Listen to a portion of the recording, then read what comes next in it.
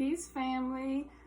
Today, this Tuesday, we are in the kitchen cooking with the Chemist. I am doing this just off the cuff. I was in the kitchen making me some gumbo, which is actually on page 45 in my culture cooking cookbook. Go ahead and cop that if you haven't. It is available in ebook and paperback format.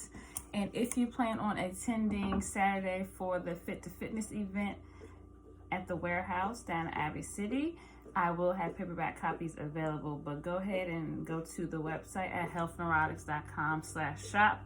So my camera is really focused and I don't want to move it, so I'm going to just pick it up and show you guys. I'm making the actual not seafood gumbo. The roux was at the base. The roux is equal parts of teff flour and oil. Grapeseed oil is what I use. You can use avocado oil. You can go ahead and use a Dr. Sebi approved oil if you like. Walnut oil. I don't know if sesame oil would do too good in this. I like to use sesame oil for Asian foods, but I digress. So far as the meat replacement in here, that's going to basically be like an oyster kind of feel, is the oyster mushrooms. I've shredded them apart, kind of left them in big little pieces though, or chunks. Everything in here is chunky. We have okra, I have zucchini, which is not on the recipe, but that's what I had in the kitchen. In the refrigerator, I got red peppers, green bell peppers, I have red onion. I love red onion in the mixer or something. Okra, you can't have gumbo unless you have okra. Okay, I ain't even from the Noya. And I disrespectful. On it, stop. I'm filming. Have some respect. So I've mixed around everything in this pot. I am going to now put in my stewed tomatoes, which looks like I'm going to add more because that is just yummy, yummy goodness. And my water, I'm going to turn this heat up. Part of the recipe, I'm supposed to put in here like 4 cups of water, but honestly, I'm not measuring anything. I'm just basically eyeballing everything. And go ahead and give this a good mixture. Ooh, yes, it's looking yummy. I may not need any more tomatoes because by the color, it's giving me what I'm looking for. This is doing it for me. So I'm going to give you guys a look because you gotta see. It's not gonna give you justice. I'm going to add some more water. Just let me add some more water to get this gooiness going. I should have used a bigger pot. Tripping. No, I want some more.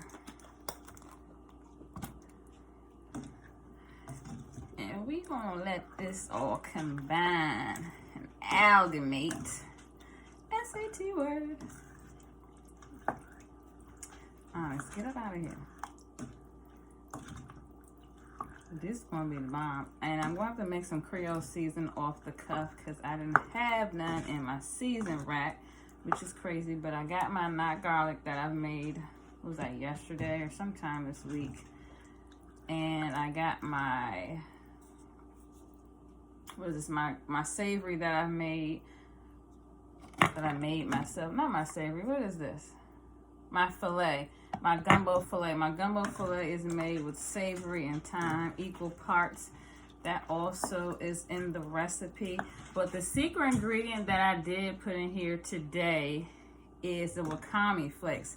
So the wakame flakes, wakame is a seaweed, and that the other day gave me a real good seafood taste when I made my clam chowder.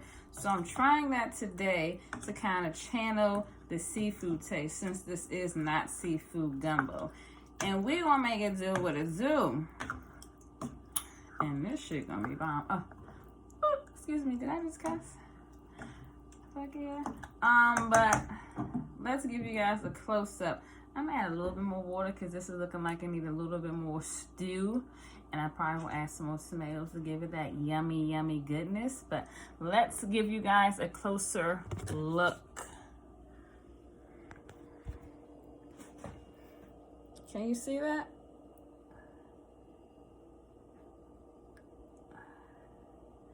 Can you see that? I'm hoping you guys can see that. The camera is tripping, or maybe it's just the person operating it. But let's set you guys back up here. So while you're in the kitchen cooking with a chemist, I do ask you to grab your beverage of choice, which when you're in the kitchen cooking with me, you know it's water, sparkling water, or it could be some 100% fruit juice. I ain't hating, but we ain't doing no alcohol over here. It's happy hour somewhere, but it ain't happy hour up in here with the liquor. So you give this a good stir, and I'm going to end up seasoning it, and then this is how you make my not seafood gumbo. I'm generous with the stewed tomatoes, so make sure you add some, because what is gumbo without some good old stewed tomatoes? It actually gives you good flavoring for the stew. So follow the recipe, let this simmer and cook on down and make a yummy, yummy stewy goodness, and then enjoy. And let me know how it tastes, and I'm about to tear this up. So I'll see you guys another day for another portion of In the Kitchen Cooking with the Chemist.